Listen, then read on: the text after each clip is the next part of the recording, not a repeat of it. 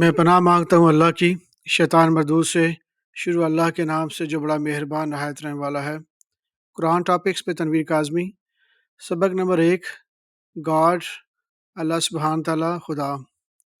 Urdu audio number 1، البقرہ سورہ 2 آیت number 21 سے 23۔ لوگوں اپنے پروردگار کی عبادت کرو جس نے تم کو اور تم سے پہلے لوگوں کو پیدا کیا تاکہ تم اس کے عذاب سے بچو، جس نے تمہارے لیے زمین کو بچھونا اور آسمان کو چھت بنایا اور آسمان سے میਂہ برسا کر تمہارے کھانے کے لیے انواع و اقسام کے میوے پیدا کیے۔ بس کسی کو اللہ کا ہمسر نہ بناؤ، اور تم جانتے تو ہو۔ اگر تم کو اس کتاب میں جو ہم نے اپنے بندے پر نازل فرمائی ہے کچھ شک ہو تو اسی طرح کی ایک اور صورت تم بھی بنا لاؤ، اور اللہ کے سوا جو تمہارے مددگار ہوں ان کو بھی بلا لو اگر تم سچے ہو۔ البقرہ سورہ 2 آیت نمبر 28 سے 32۔ کافرو، تم اللہ سے کیوں کر منکر ہو سکتے ہو؟ جس حال میں کہ تم بے جان تھے تو اس نے تم کو جان بخشی، پھر وہی تم کو مارتا ہے، پھر وہی تم کو زندہ کرے گا، پھر تم اسی کی طرف لوٹائے جاؤ گے۔ وہی تو ہے جس نے سب چیزیں جو زمین میں ہیں تمہارے لیے پیدا کی، پھر آسمانوں کی طرف متوجہ ہوا تو اس کو ٹھیک ٹھیک 7 آسمان بنا دیا۔ وہ ہر چیز سے خبردار ہے، اور وہ وقت یاد کرنے کے قابل ہے جب تمہارے پروردگار نے فرشتوں سے فرمایا کہ میں زمین میں اپنا نائب بنانے والا ہوں۔ انہوں نے کہا، کیا تو اس سے ایسے شخص کو نائب بنانا چاہتا ہے جو خرابیاں کرے اور کشت و خون کرتا پھرے؟ ہم تیری تعریف کے ساتھ تسبیح و تقدیس کرتے رہتے ہیں۔ اللہ نے فرمایا، میں وہ باتیں جانتا ہوں جو تم نہیں جانتے۔ پھر اس نے آدم کو سب چیزوں کے نام سکھائے، پھر ان کو فرشتوں کے سامنے کیا اور فرمایا کہ اگر سچے ہو تو مجھے ان کے نام بتاؤ۔ انہوں نے کہا، تو پاک ہے، جتنا علم تو نے ہمیں بخشا ہے اس کے سوا ہم کچھ نہیں، ہمیں معلوم نہیں، بے شک تو دانا حکمت والا ہے۔ البقرہ سورہ 2 آیت نمبر 115 اور 16، 115 اور 116۔ اور مشرق اور مغرب سب اللہ ہی کا ہے، تو جدھر بھی تم رخ کرو ادھر ہی اللہ کی ذات ہے، بے شک اللہ صاحب وسعت ہے، باخبر ہے۔ اور یہ لوگ جس بات کے قائل ہیں کہ اللہ اولاد رکھتا ہے، نہیں، وہ پاک ہے، بلکہ جو کچھ آسمانوں میں اور زمین میں سب اسی کا ہے، اور سب اس کے فرما بردار ہیں۔ وہی آسمانوں اور زمین کا پیدا کرنے والا ہے، اور جب کوئی کام کرنا چاہتا ہے تو اس کو ارشاد فرما دیتا ہے کہ ہو جا تو وہ ہو جاتا ہے۔ اور جو لوگ کچھ نہیں جانتے یعنی مشرک، وہ کہتے ہیں کہ اللہ ہم سے کلام کیوں نہیں کرتا، یا ہمارے پاس کوئی نشانی کیوں نہیں آتی۔ اسی طرح جو لوگ ان سے پہلے تھے وہ بھی انہی کی سی باتیں کیا کرتے تھے۔ ان لوگوں کے دل آپس میں ملتے جلتے ہیں۔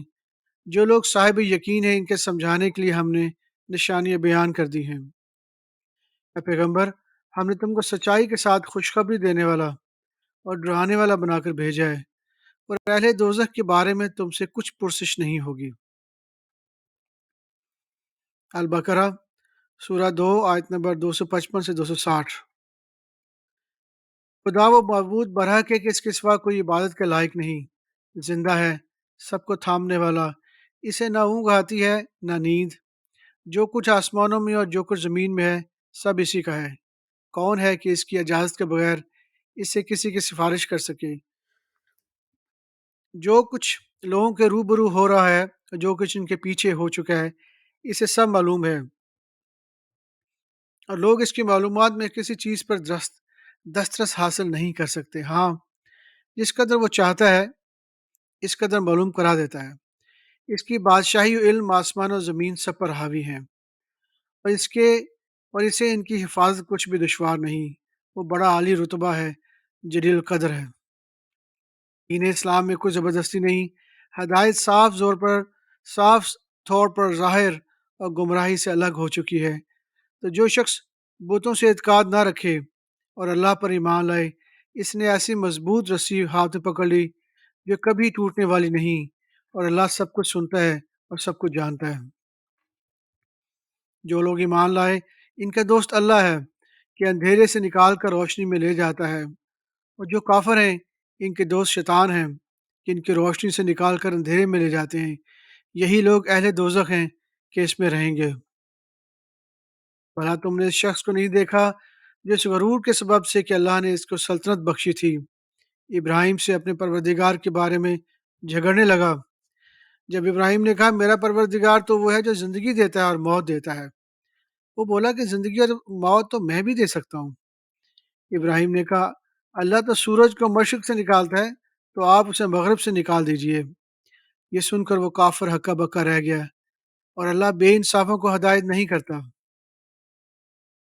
یا اس طرح اس شخص کو نہیں دیکھا جس کا ایک بستی پر جو اپنی چھتوں پر گری پڑی تھی گزر ہوا، تو اس نے کہا کہ اللہ اس کے باشندوں کو مرنے کے بعد کیسے زندہ کرے گا؟ تو اللہ نے اس کی روح قبض کر لی اور 100 برس تک اس کو مردہ رکھا، اور پھر اس کو جلا اٹھایا اور پوچھا تم کتنا عرصہ مرے پڑے رہے ہو؟ اس نے جواب دیا 1 دن یا اس سے بھی کم۔ اللہ نے فرمایا نہیں، بلکہ 100 برس مردہ رہے ہو، اور اپنے کھانے پینے کی چیزوں کو دیکھو کہ اتنی مدت میں مطلق سڑی بسی نہیں ہیں، اور اپنے گدھے کو بھی دیکھو جو مرا پڑا ہے۔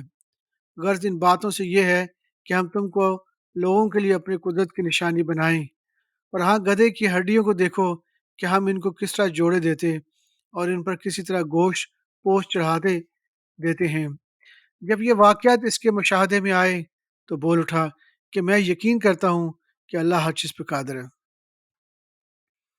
اور جب ابراہیم نے اللہ سے عرض کی کہ اے پروردگار مجھے دکھا کہ تم مردوں کو کیوں کر زندہ کرے گا، اللہ نے فرمایا کیا تم نے اس بات پر کا یقین نہیں کیا؟ انہوں نے کہا کیوں نہیں، لیکن میں دیکھنا اس لیے چاہتا ہوں کہ میرا دل اطمینان کامل حاصل کرے۔ فرمایا کہ 4 پرندے لے لو، پھر ان کو اپنے سے ہلا لو اور ان کے ٹکڑے ٹکڑے کر دو، پھر ان کا ایک ایک ٹکڑا ہر ایک پہاڑ پر رکھ دو، پھر ان کو بلاؤ تو وہ تمہارے پاس دوڑتے چلے آئیں گے، اور جان رکھو کہ اللہ غالب ہے، صاحب حکمت ہے۔ صدق اللہ العظیم۔